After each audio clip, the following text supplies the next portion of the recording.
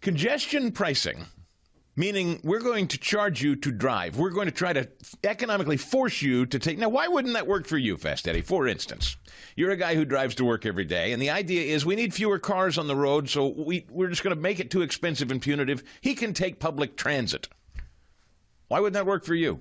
That doesn't work for me because not only do I have a job, but I'm also a dad, so I need to have my son in different places. And for my wife's work, it doesn't work at all completely. That's horrible. It would hurt us very badly.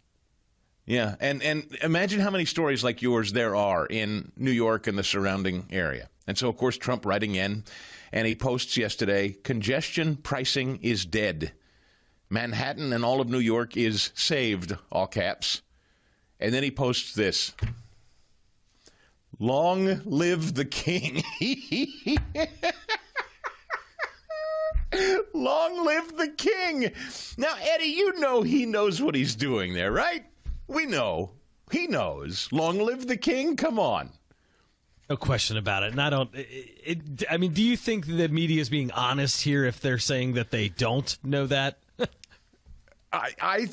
Well, they think him that, right? Don't they believe him to be, a totalitarian, an oligarchy, as Bernie Sanders loves to say. That's the way they think of him. And I can't remember what he posted not too long ago. You can't be, what did he say? You can't break the law if you love your country or something like that.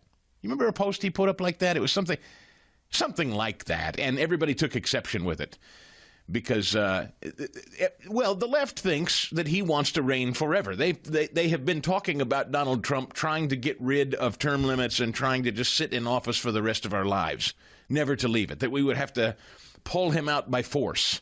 And then he posts stuff like long live the king and just blows their minds, sends them into a frenzy. The move pulling back toll charges, $9 for drivers to enter Manhattan, a plan New York City and state officials had touted as reducing traffic and air pollution, while opponents argued it overburdened commuters, as Eddie just said. New York State's congestion pricing plan is a slap in the face to working-class Americans and small business owners, said our transportation secretary yesterday, Sean Duffy. Trump added, the call, long live the king, writes The Hill, which reshared on the social platform X by White House press secretary who we talked to yesterday, Caroline Leavitt. Moments after we talked with her, she went back over to the White House and she retweeted long live the king. I just sat down and interviewed yesterday a woman who is cheerleading a monarchy. I just love it. I love it. I love that it upsets them so much. Everybody knows he's joking. Nobody takes these things as literal except people who hate him, and they take everything he says literally. White House Deputy Chief of Staff Taylor Budwich doubling down, posting on X a screenshot of Trump's message alongside an image of the president wearing a crown against a city skyline. The official White House account shared a similar image likening Trump to royalty with the label, long live the king. Opponents used the occasion to push back against Trump's barrage of executive actions and tech billionaire Elon Musk's efforts to slash the size of the federal government. America has no king. Trump and his wealthy cronies are undermining the Constitution and the rule of law to tear apart our democratic institutions and communities. Reads a guide from Build the Resistance, one of the organizers behind a day of action, whatever the hell that is. I don't know.